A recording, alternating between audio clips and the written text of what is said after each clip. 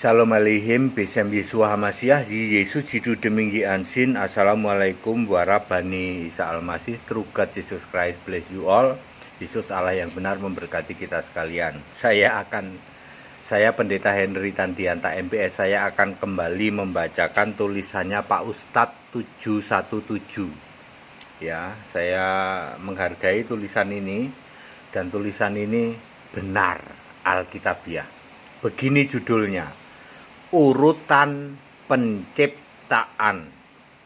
Urutan Penciptaan by Ustadz 717.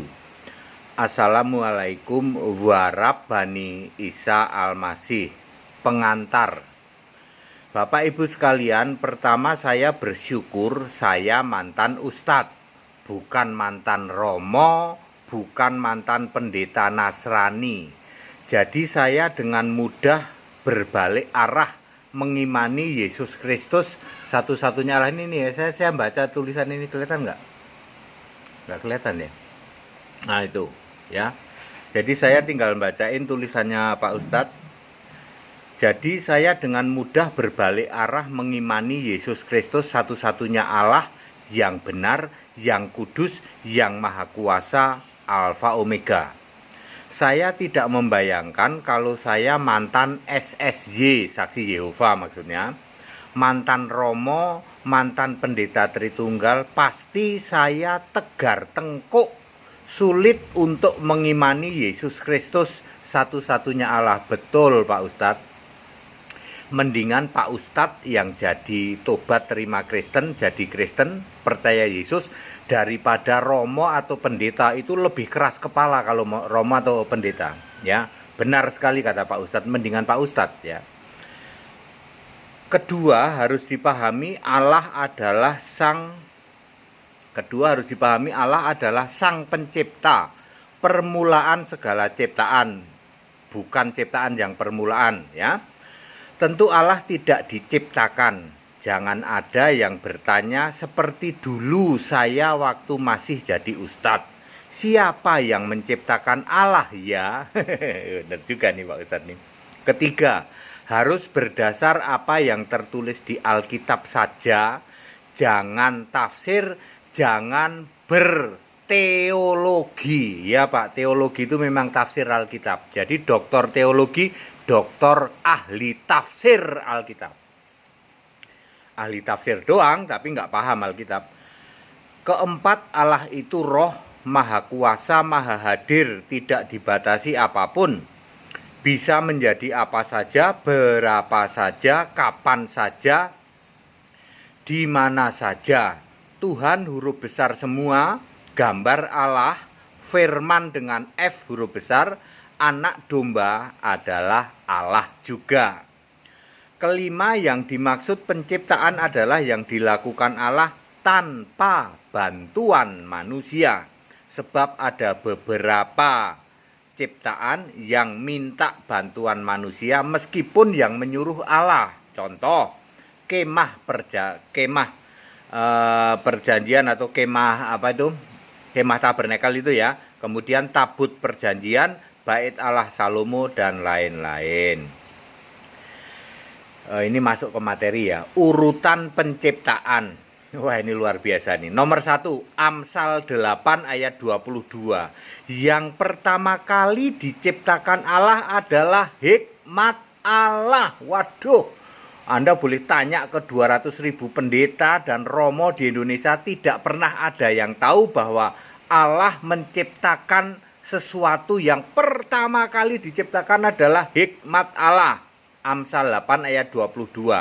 Dengan hikmat Allah itulah Allah include all, menciptakan segala sesuatu.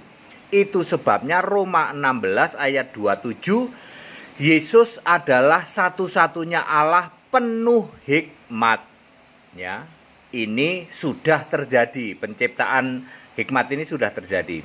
Nomor 2, Kolose 1 ayat 16, lalu Allah dalam hal ini firman, F-nya huruf besar, menciptakan segala sesuatu di surga dan di bumi, yaitu yang di surga adalah serafim, kerub, malaikat.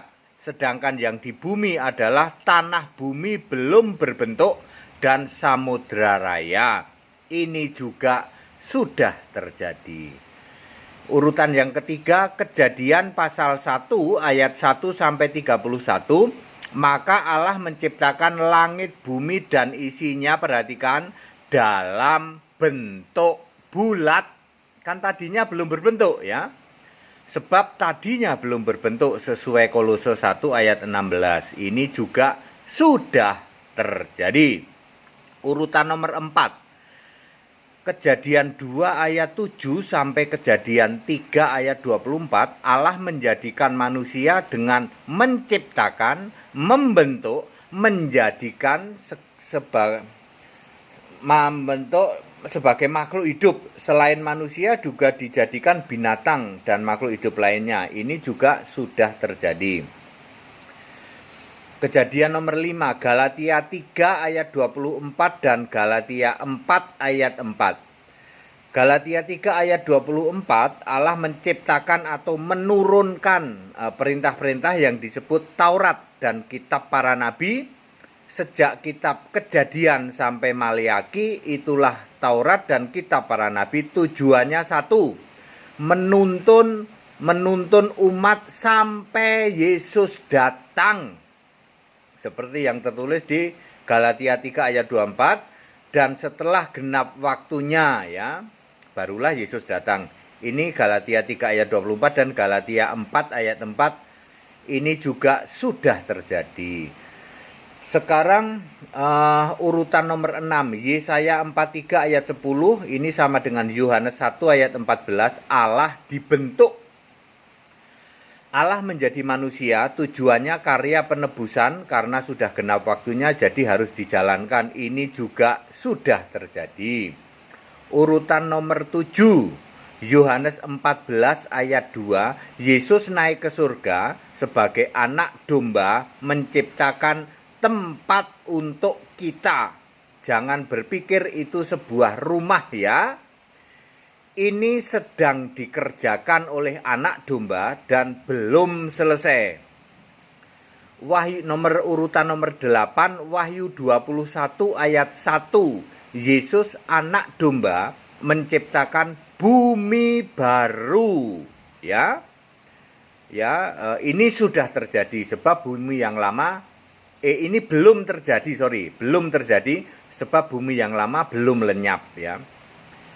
Urutan nomor 9, Wahyu 20 ayat 14. Wahyu 20 ayat 14, Yesus anak domba menciptakan neraka atau lautan api, yaitu lautan di bumi baru. Ini belum terjadi. Jadi neraka hari ini belum ada. Jangan suka ngeyel ya. Romo ngeyel, pendeta ngeyel, neraka sudah ada, dokter lagi. HTD itu masuk neraka. Nerakanya aja belum ada ya. Terus mendingan kalian masuk alam maut. Kan gitu Pak. Terus nomor berapa tadi ya? Oke, nomor 10, Wahyu 21 ayat 9 sampai 27, Yesus anak domba menciptakan Yerusalem baru, yaitu surga yang sekarang ada di langit diturunkan ke bumi baru. Ini belum terjadi. Nomor 11, urutan nomor 11, Yesaya 65 ayat 17 sampai 25. Yesus anak domba menciptakan manusia, tumbuh-tumbuhan dan penunjang kehidupan lain masyarakat di bumi yang baru. Tentu ini belum terjadi. Demikianlah urutan penciptaan yang dilakukan oleh Allah, oleh gambar Allah, oleh Tuhan huruf besar semua, oleh firman F huruf besar, oleh anak domba. Semuanya ini yaitu Yesus Kristus sang pencipta segala sesuatu. Wassalamualaikum warahmatullahi Isa Al-Masih. Ustadz 717. Clear Bapak Ibu Saudara ya, karena saya juga memang tinggal membaca. Gimana nih? Kelihatan nggak? Nah, saya juga tinggal membaca saja ya, tinggal membacakan WA dari beliau. Ya, pada singkat dalam diri Bapak Ibu Saudara, itu urutan penciptaan yang paling makjel apa? Ternyata yang pertama kali diciptakan oleh Allah adalah hikmat. Hikmat untuk Allah untuk diri Allah sendiri. Dengan hikmat itu Allah menciptakan. Ini dokter manapun juga nggak ada yang ngerti. Kalah sama Ustadz. Wahai Romo yang kamu sekolah 12 tahun plus 2 tahun manjangin jenggot.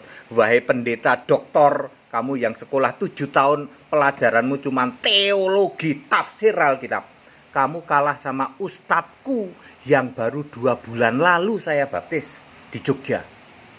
Luar biasa, pikirannya dibuka mengerti kitab suci. Anda tahu nggak apa yang pertama kali diciptakan Allah? Amsal 8:22, hikmat. Apa yang terakhir diciptakan Allah? Segala penunjang di bumi baru.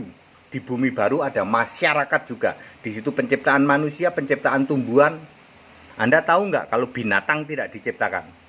Ustadzku tahu, ustadz yang saya baptis. Kalian Romo, sekolah 12 tahun, useless, nggak ada gunanya. Doktor teologi 7 tahun sekolah, useless, nggak ada gunanya.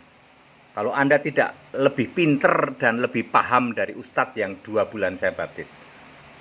Ayo, ini kebenaran Alkitab, semua ada ayat Alkitabnya. Ya, dia juga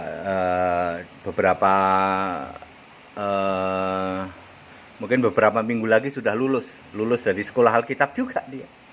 Ya, segala hormat kemuliaan untuk Yesus Kristus, satu-satunya Allah yang benar. Ayo ikut sekolah Alkitab ya. Anda para doktor teologi, Romo, ikut sekolah sini Pak, biar Anda tahu ya. Supaya kebenaran Alkitab yang disampaikan. Segala hormat kemuliaan untuk Yesus Kristus, satu-satunya Allah yang benar, Allah segala masa sebelum segala abad, sekarang sampai selama-lamanya. Shalom alaihim, bisem Yeshua Mashiach, through God Jesus Christ, bless you all. Assalamualaikum warahmatullahi wabarakatuh. Tetap bersama saya, Pendeta Henry Tandiata MBS. Haleluya, amin.